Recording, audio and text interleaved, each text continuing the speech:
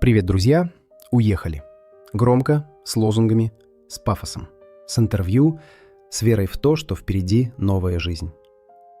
Но время расставило все по местам. Артистов-предателей Запад не принял. Теперь им дорога только одна – обратно, в страну, которую они когда-то предали. Сегодня я расскажу, как рушатся мифы о сладкой жизни за границей, как тех, кто называл себя гражданином мира, мир этот холодно выкинул за дверь. И как спустя годы те, кто плевал в сторону России, теперь сжимают чемоданы и тихо, без фанфар, возвращаются за рублями. Когда они уезжали, им казалось, все будет просто. Европейские улицы, вино по вечерам, новые друзья, признания, сцены, фестивали. Но вместо оваций — холодная стена безразличия. Бюрократия, чужой язык, тоска и странное чувство пустоты. Они думали, что бегут в свободу, а сбежали в никуда. Александр Кузнецов. Поэтому да, я сейчас в процессе работы исключительно в Европе, в Англии и в Америке, потому что я и не могу вернуться ни в Россию, ни в Украину. Что сказать?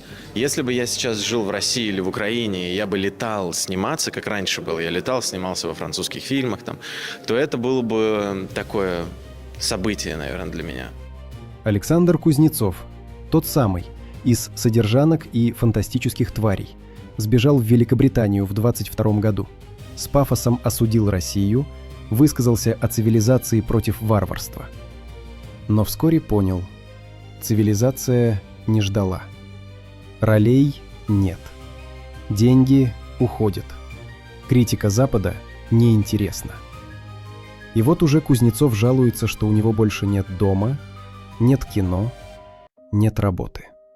А потом опять снимается в фильмах с антисоветской риторикой. Два прокурора, Канны, репрессии. Как будто не может остановиться. Как будто боится признать, ошибся. Семен Трескунов.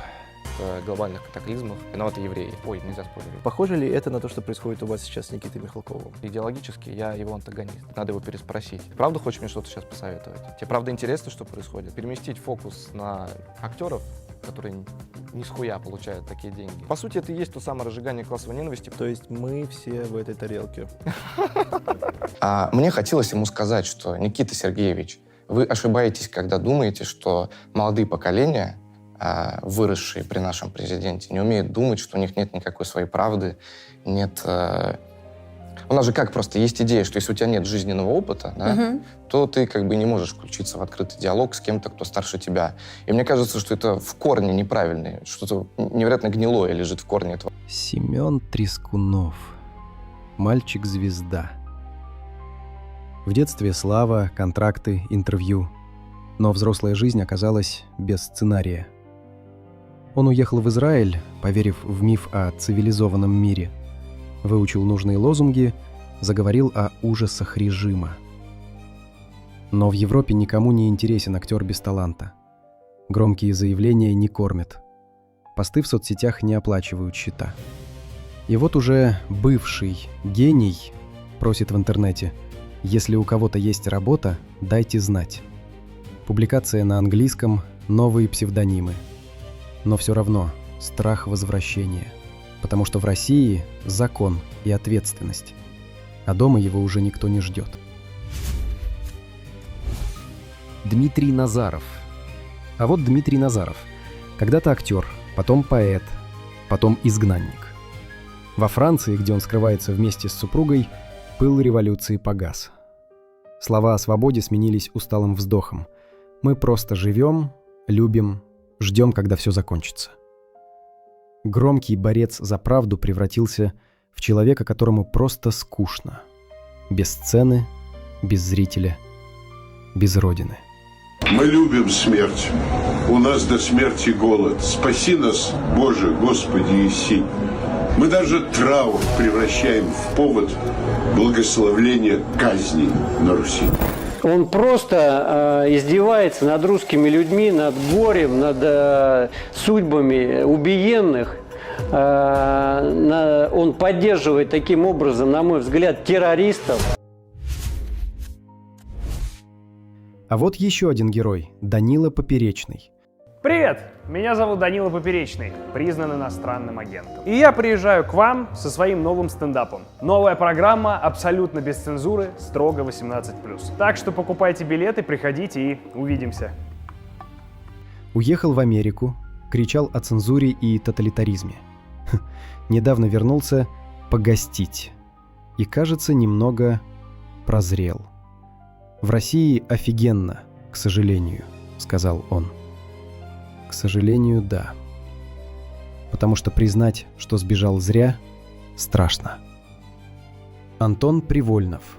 Когда только переехали, когда неустроенность, когда в Москве у тебя там, не знаю, уборщицы, вот это все. Вот это джип, хорошая школа у ребенка, в которой он, правда, отказывается ходить почему-то. Ну, вот это все очень комфортно. И тут ты приезжаешь, ты заходишь в магазин. Я помню, я первый раз зашел в магазин в Израиль, а тут же иврит. Тут нету очень часто дубляжа на английский. Я прихожу в магазин, и я не понимаю, это шампунь, это гель для душа, это мыло. И я такой, господи, что я наделал? Ведущий, лицо Первого канала. Сытые программы, светлая жизнь. Но в порыве совести он тоже уехал, в Израиль. И там его встретила жара, тараканы, плесень и надпись на шампуне, которую он не понимает. «Что я наделал?» — говорит он, сидя в душной квартире. Вот она, цена иллюзий. Цена новой жизни, где нет ни зрителя, ни уюта, ни посудомойки, к которой привык. Моргенштерн. Это лишь мое мнение, депрессии не существует.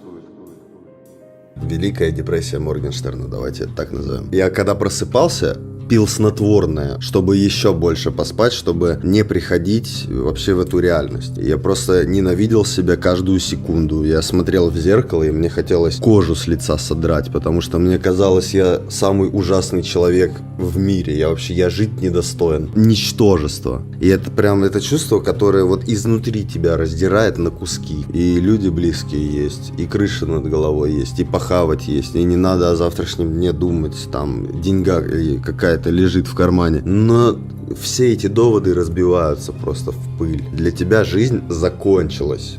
Вот что такое депрессия. Для меня вообще было открытием, что депрессия существует. Максимальное соболезнование, сочувствование всем, кто сейчас проходит такую стадию. Главное, помните, что это все пройдет. Когда-то миллионы, слава и громкие песни про деньги. Теперь тоска по России. Потому что гонорары упали в 3 раза. И вдруг капитализм — это зло, а Россия — дом, где душа поет. Как только исчезли доллары, проснулась совесть. Даже Юлия Латынина, еще вчера предсказывавшая гибель России, теперь заявляет: «Я ошиблась». А Божена Рынска вовсе в восторге. В Москве жить комфортнее, чем в Европе. Цены ниже, врачи лучше. Когда выгнали, вспомнили, где дом. Семен Слепаков. Уважаемый Владимир Владимирович, здравствуйте. Я Семен Слепаков, российский поэт и сценарист. Извините меня за наглость, но я счел необходимым записать это обращение. Я знаю, что вы не пользуетесь интернетом, но, возможно, кто-то из вашего окружения все-таки покажет вам этот ролик, и вы его увидите. Владимир Владимирович, в эти дни звучит множество слов и мнений по поводу вашего решения. Как правило, они очень категоричные и часто прямо противоположные. Этих людей можно понять, сложно сдерживать эмоции, молчать, когда происходит то, что происходит. Комик, который убежал от войны и оказался прямо в эпицентре новой. Израиль. Сирены. Тревога. И вот он возмущен. Россия нас не спасает. Страна, от которой он отвернулся, вдруг оказалась ему должна. Парадокс, но типичный. Уважаемый Владимир Владимирович, прошу вас, не дайте нам всем упасть в ту пропасть, в которой пел Владимир Семенович. Пожалуй, сейчас во всем мире это способны сделать только вы.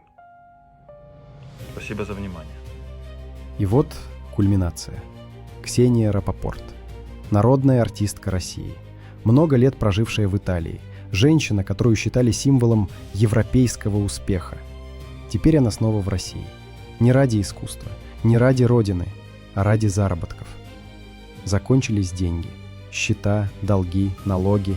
И та самая европейская сказка вдруг рассыпалась, как декорации после съемок. Сегодня Ксения снова играет в Петербурге. Театр. Эйнштейн и Маргарита. Рядом Алексей Серебряков. Тоже бежавший, тоже вернувшийся за гонораром. В Италии ее прозвали «Наша Ваша», потому что живет между мирами, ни к одному не принадлежа.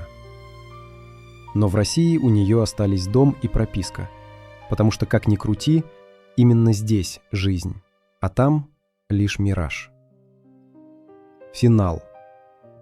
Так заканчивается история сознательных. Релаканты, блогеры, артисты, комики. Все, кто громко уезжал, теперь возвращаются тихо. Они сбежали от родины, но родина не побежала за ними. Она просто продолжила жить. Без них. Новые лица, новые имена, новые герои заняли их место. И это главный итог. Россия никого не зовет, но тех, кто любит ее, она всегда помнит.